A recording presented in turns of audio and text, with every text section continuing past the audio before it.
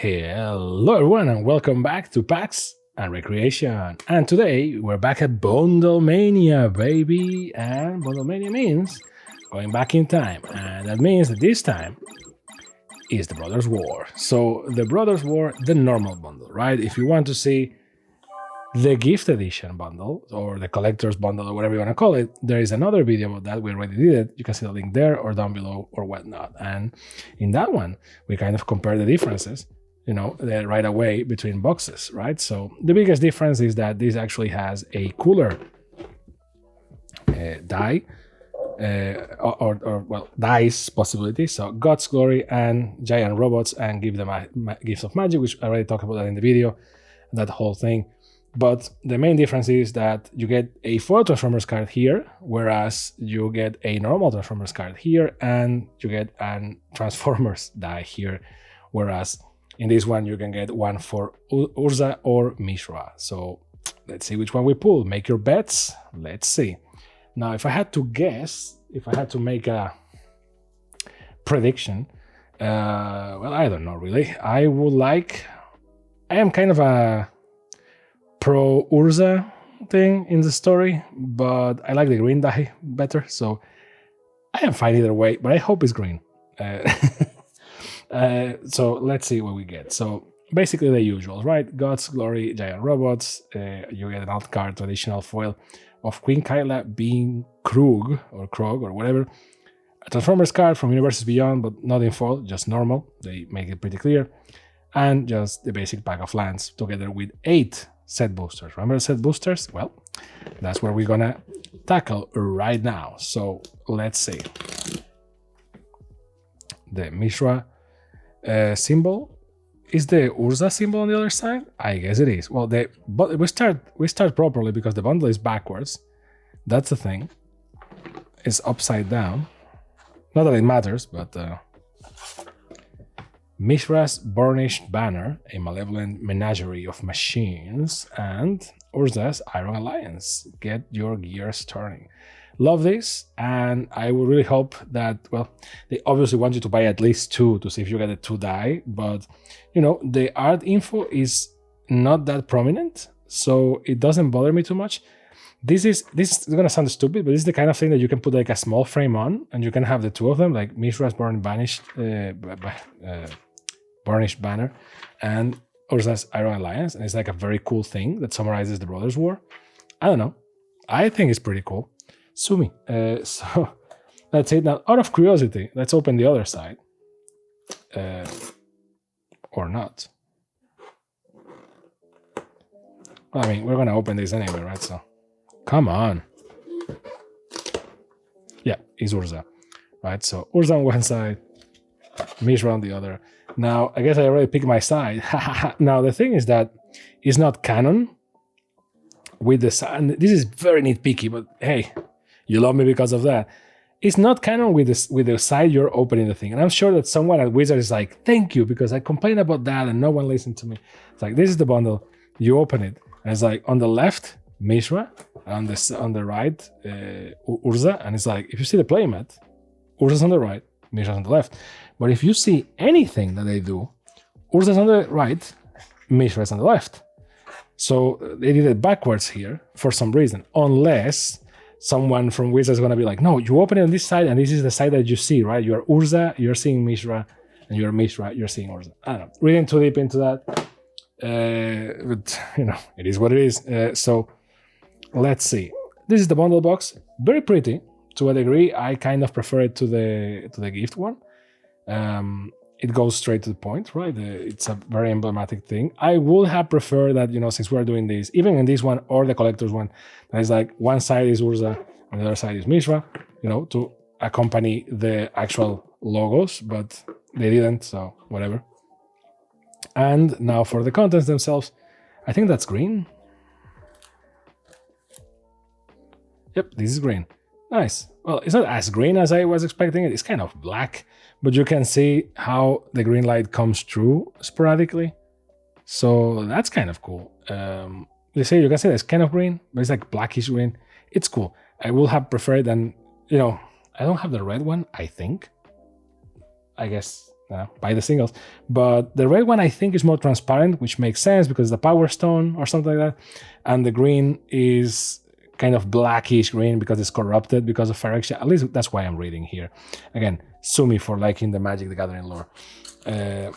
Now, the dividers, which is a relic of the past at this point. You get the Mishra side and you get the Urza side. The Urza side is a lot more poetic. Like the Mishra is like, oh, cool, you know, like nice. And then Mishra is like, yeah, boy. I don't know. They could have done it a little bit more consistent between the two.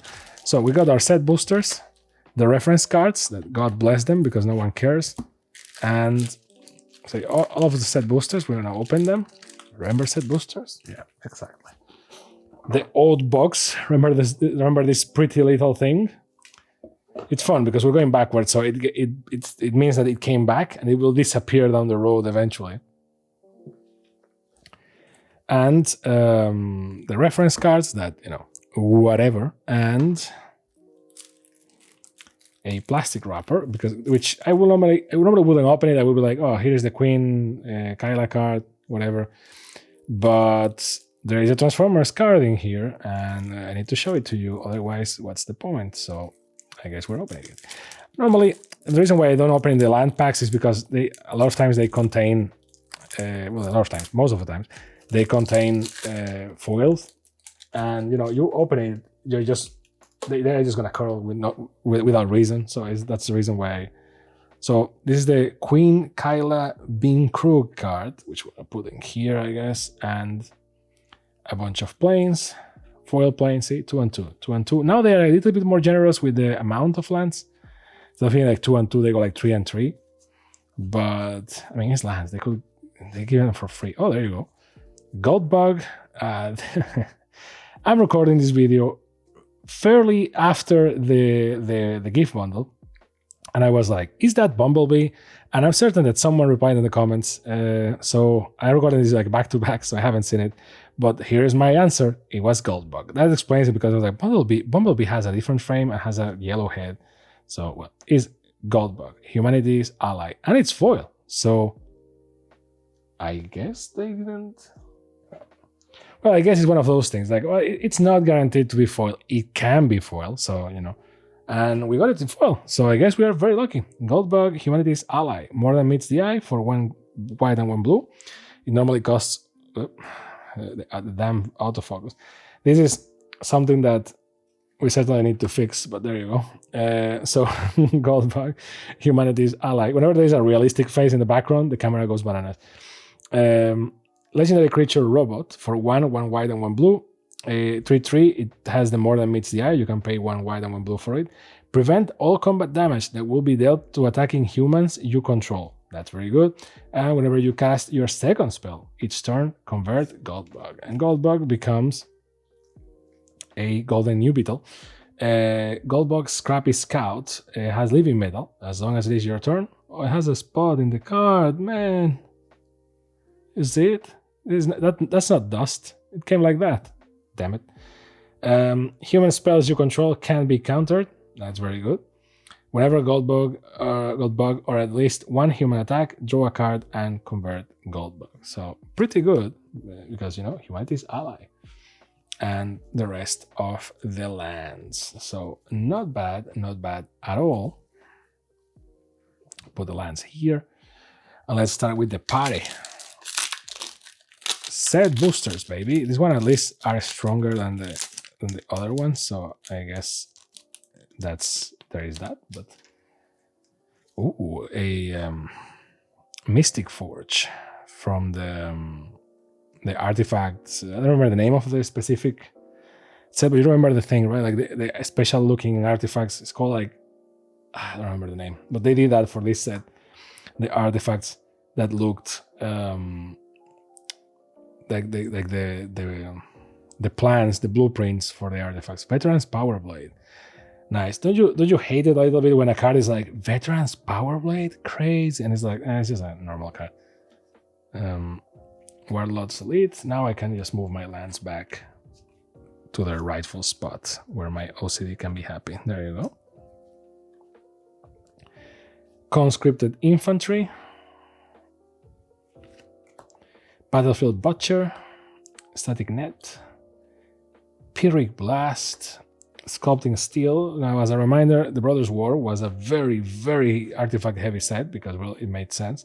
It was the prelude to Phyrexia, again. Sculpting Steel for 3. You may have Sculpting Steel enter the battlefield as a copy of any artifact on the battlefield. Pretty good. Ooh, this card in Standard, man. I use this card so much. Loran of the Third Path. And it's not that bad for other formats. For 2 and when white is a 2/1 with Vigilance, and when Loran of the Third Path enters the battlefield, destroy up to 1 target artifact or enchantment. And if you tap it, you and target opponent each draw a card. For Commander, this is great. For Politics, is even better. A foil Mishra's Domination and an I was about to say a NAD card, was that Power Stone? So, not bad. I stand corrected. I was about to go on a rant about like the ad cards from Wizards, man. But apparently they stopped with that, at least to a degree. I don't see them as much as I used to. Oh, another one. This is a Dragon Engine. Yeah, Ramos Dragon Engine. If I had fun, it's like Ramos. It's like, what? You didn't have like a better name? Supply Drop. Combat Courier. Jotian Medic. And ironically, this set is very artifact heavy and therefore it has a lot of colorless. So it doesn't suffer from the same that later set will suffer. That is like a bunch of legendary creatures and a lot of them are multicolored because Commander, haha. But ironically, by making a lot of colorless cards, is a very, very Commander-friendly set because colorless just fits everywhere. Now, a lot of them are like artifact tribal, so it doesn't really fit anywhere, but there is a lot of them that just fit wherever you put them. When Precursor Golem enters the battlefield, create 2 3/3 colorless Golem artifact creature tokens. Whenever a player casts an instant or sorcery spell that targets only a single Golem, that player copies that spell for each other Golem that spell could target. Each copy targets a different one of those Golems. It's a 3/3, so this is very good for you and very bad for you when they target your Golems for destruction. Visions of Phyrexia. Nice. For 2 and 2 red is an enchantment. At the beginning of your upkeep, exile the top card of your library. You may play that card this turn. At the beginning of your end step, if you didn't play a card from exile this turn, create a tapped Power Stone token. So not bad. And Loran, Disciple of History. So different moment in foil.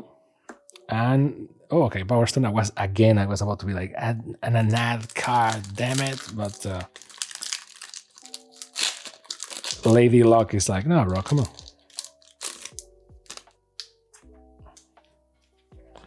Oh, this is Ashnod's Table or something? Ashnod's Altar, yeah, that's the thing. What is that table? Okay.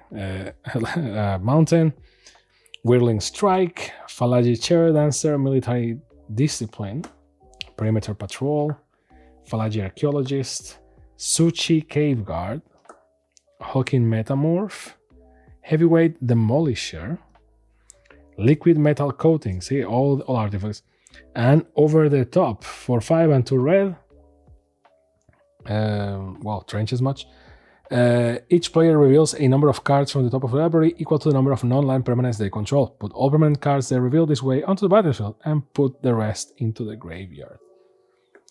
This figure in foil, sometimes these cards are so tragic. Look at this art, it's amazing, it's beautiful, and it's just a common, which is not bad, but you know. Empress Galena from the list for 3 and 2 blue is a legend because, you know, for 1/3 it says gain control of target legend or legendary permanent. This effect doesn't end at the end of turn. For 2 blue and tap. Not bad. Not bad. I guess she's a mermaid, but it doesn't have it anywhere. So there could be like Legend Mermaid or something because since they're reprinting the card, but I digress. Cards from the list, I think, are my favorite thing from set boosters. You know what I mean? Like, yes, art cards were a given and foils were a given, so that's okay. Sometimes you get what made the list cards so cool is that they were not guaranteed; they were a surprise. But it always feels like it feels so good because like you are cheating. You're getting an extra card, and most of the times it's a good card. So you're like, man, I got an extra card for free. Right, so the list is just great. Because I mean, since they are printing the cardboard anyway, right? Or at least a token. If it's always like a token or a card from the list, it's great. When it's an ad, I lose my mind because it's like, man, you're just wasting ink and paper and for nothing. No one is going to do anything with those ads. I use them as dividers or placeholders to make something out of them, but like, yeah, Liberator, Urza's Battle Topter, with that amazing face, right? There is a Topter with flash, flying. You may cast colorless spells and artifact spells as though they had flash. Whenever you cast a spell, if the amount of mana spent to cast that spell is greater than Liberator, put a +1/+1 counter on Liberator. And Arbalest Engineers in foil and a placeholder card for the double-sided cards, so that you don't have to sleeve them and unsleeve them. Oops. Well, that was fast. Signed by the artist even. Queen Kalia Bean Krog, so the normal art. Well, one thing I always hate about the art cards is that the back is never clear where it should go. Because if they're all horizontal like this, it's cool, but then you get one that is vertical and it messes your world. So Mountain, very cool looking Mountain. Fog of War, Citadel Stalwart, Race to the Ground, Raise, not Race, Loranscape, Cradle Clear Cutter, Combat Thresher, Iron Crow Crusher, ooh, a Transformer baby, Prowl, Stoic Strategist, not bad. For 3 and 1 white, is a legendary artifact creature robot. It's a 3/3. Has obviously more than meets the eye. For 2 and 1 white, you can cast it transform. And whenever Prowl attacks, exile up to one other target tapped creature or vehicle for as long as that card remains exiled, its owner may play it. Whenever a player plays a card exiled with Prowl, you draw a card and convert Prowl. Ooh, Platinum Angel, baby, let's go! And transformed is Prowl Pursuit Vehicle. It has living metal, and whenever another creature or vehicle enters the battlefield under your control, put a +1/+1 counter on Prowl, and if the second time, you transform it. So, Transformers. Platinum Angel. For 7 in retro frame. The famous Platinum Angel standoff of Honolulu, I think it is. If you don't know what I'm talking about, just look for it. It's one of the best Magic the Gathering things ever. I just laugh my ass off every time I see it. Why? Because, well, it's 7, it costs 7, it's a 4/4, it has flying, and it says you cannot lose the game, and your opponents can win the game. So, one of the greatest card designs in all of Magic the Gathering. And Razor Lash Transmogrant. For 2 is a zombie, 3/1. Razor Lash Transmogrant can block, because I guess it's a zombie, and for 4 and 2 black, return it from your graveyard to the battlefield with a +1/+1 counter on it. This ability costs 4 less to activate if an opponent controls 4 or more non-basic lands. Not bad for a zombie deck. Mass production in foil and some counters. I was about to comment like, well, this bundle is not crazy, but we're not here for the money, for the pools, right? It's more of a retro thing. But in the same booster, a Transformer and Platinum Angel, I am happy, even if they are worth nothing. So a foil swamp. This is my thing with Magic. Sometimes it is I like the card, or sometimes it is I like the card visually, or I like the card mechanically. Even if it's not sometimes it's like a $2 card, and it's like whatever, you know what I mean? But a lot of times I'm like, damn, now that. Artificer's Dragon. For 6, it has flying, is a 4/4. Artifact creatures you control get +1/+0 until the end of turn, and it has Unearth for 3 and 2 red. Not bad. Door to Nothingness, cool, costs 5, enters tapped, and if you pay 2 of each color, tap it and sacrifice it, target player loses the game. So, very cool for a multicolor deck. Hostile Negotiations for 3 and 1 black is an instant. Exile the top 3 cards of your library in a face-down pile. Then exile the top 3 cards of your library in another face-down pile. Look at the cards in each pile, then turn a pile of your choice face up. An opponent chooses one of those piles, put that pile into your hand, and the other into your graveyard. You lose 3 life. Kind of convoluted, but a cool card. Goes in black. Power Stone Engineer in foil, and Mishra's Manufactory as a Magic the Gathering game. Now, second to last.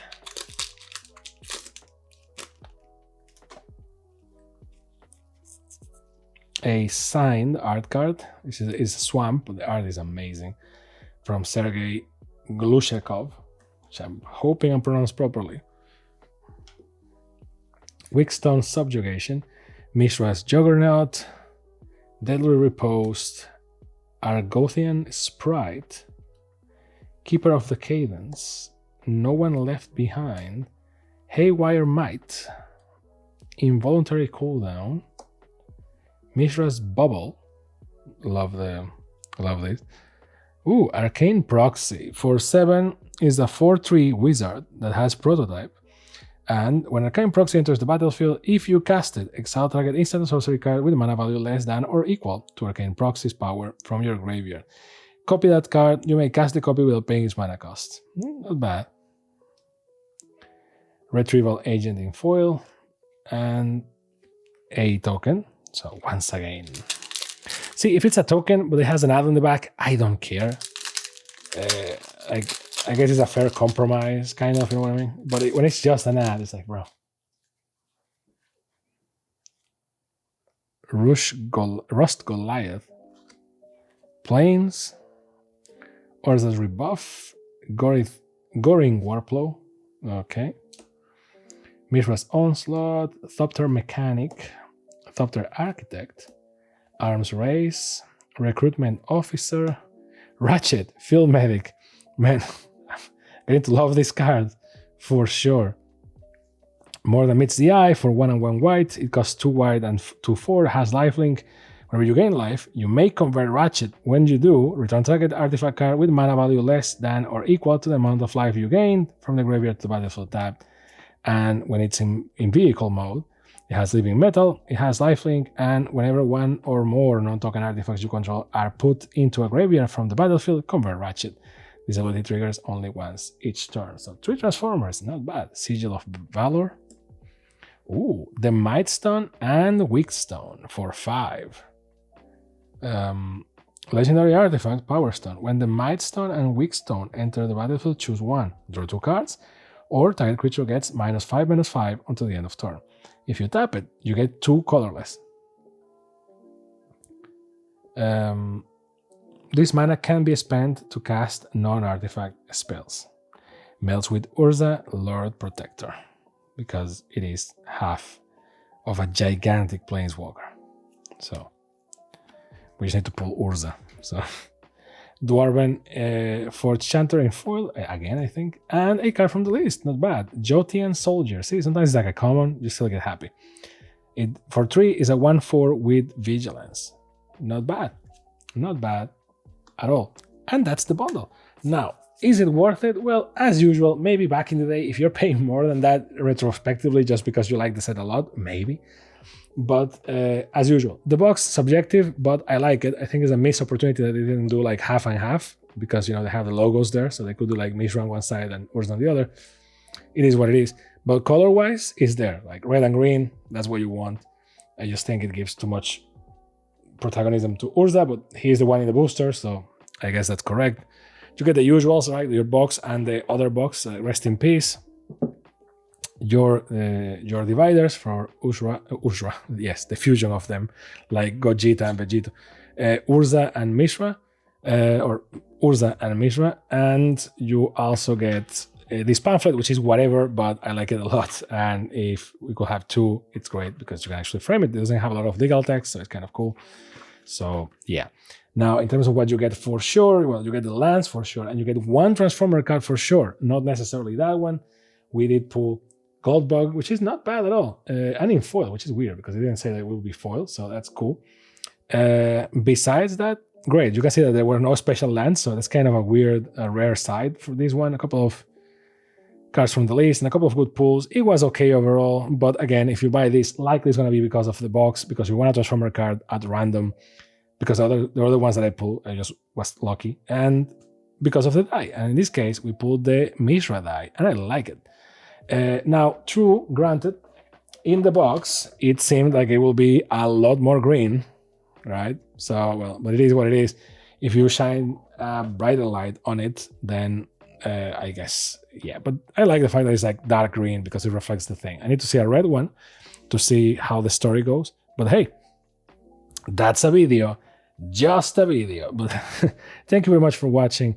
Don't forget to like and subscribe, and remember to subscribe because this is Bundlemania, baby. So we're going to keep going back to the past like the angry video game nerd and keep pulling cards, bundles from the past, because bundles are my favorite product in Magic the Gathering and trading cards overall. Pokemon applies too. So stay tuned. Thank you very much for watching. Love you. Comment something down below. Bye.